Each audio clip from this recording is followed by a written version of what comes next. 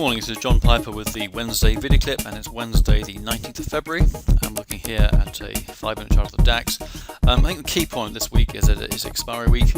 We have the February option expiry on Friday between 10:10 and 10:20 and 30. Basically, in expiry week you get the major players jockeying for position, and it looks to me like they're trying to keep the thing pretty high. I mean, this is the DAX opened on Monday there, and it's just really gone, it's pretty much straight lined around 9,660 thereabouts. Nothing much happening. You're getting little sell signals, but you're getting ABCs coming in quite strong rallies. And I think we may see this into expiry. I mean, it's now Wednesday, so we've got Wednesday and Thursday, 2 full sessions, and then the morning on Friday. It could well be that not much is going to happen. Looking at this as a bit of a longer term chart, the title of the weekend report was DAX 10,000, probably mainly because we had this ABC here now in passive action.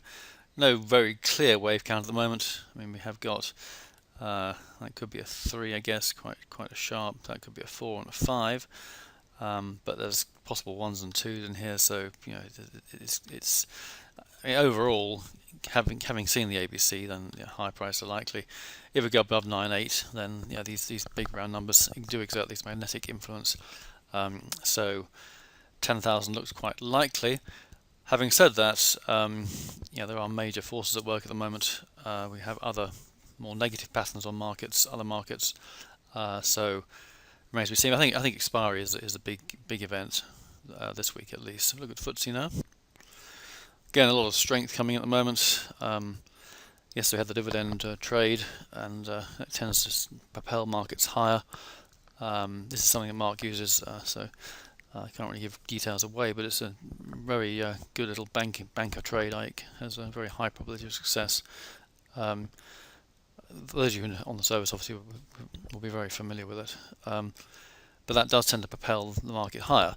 But I think, I'd say, the main thing is expiry at the moment, and obviously key resistance is coming up around these levels. So I mean 6.9 is an important level. The high here, let's just check where that is. So the high here came in at 6.867. But pretty unclear pattern here. I mean, I mentioned the 5 waves down here, which of course was a peak in May. This looked really quite a nice little neat sort of ending diagonal type thing with a failure. We have got a possible 5 waves down, but then of course this rally is changing that quite dramatically. Let's go down a little. 1.1 should look at perhaps as we have now got 5 waves up here. 4, 5. So again, there is a case for sell-off. I mean, it could be an ABC, I suppose, A, B, C, but again, there is certainly strength in the market, and so expiry is the issue. Let's have a look at this even shorter. Okay, I just mentioned the 5 waves here. 1, 2, 3 to that peak there. 4. 1, 2. Looks like a 3, I suppose. Some kind of expanding diagonal maybe. I mean, this could be a final 5th wave of some sort, but it doesn't seem to be wanting to peak very much. So there remains a case that we should be seeing some kind of sell-off, but so far it's been very disappointing this week. Whereas the DAX has been going sideways, obviously FTSE has been going quite strongly ahead, which is unusual. I mean, the DAX is normally a lot more dynamic than FTSE. Possibly the various mining companies in the FTSE index are making a difference. Anyway, that's the position on FTSE. Have a look at the Dow. Okay, we'll discuss the dichotomy with this possible 5-wave decline. Down to there with another 5th wave to there, so that's a possible 5.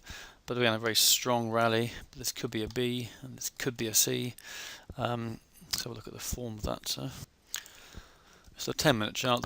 The final section of this, 1, 2, 3, now sideways.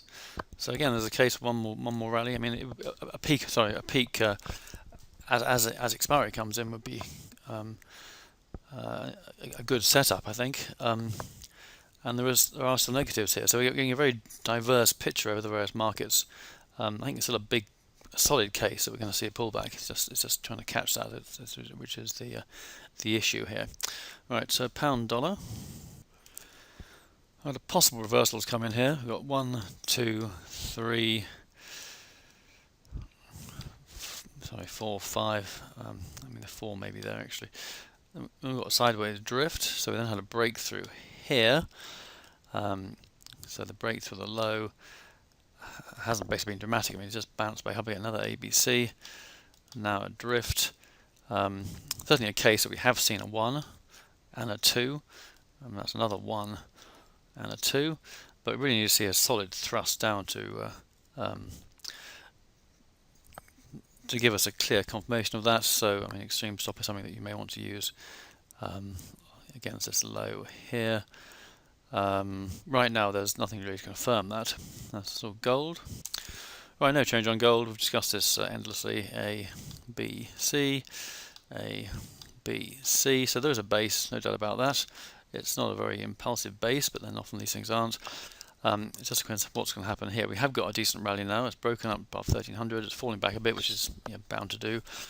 I would say the chance of getting to here is quite high, as an ABC flat or whatever. And as I said in yesterday's report, if it actually starts to motor above there, then we will have some confirmation that maybe we're back in a bull market.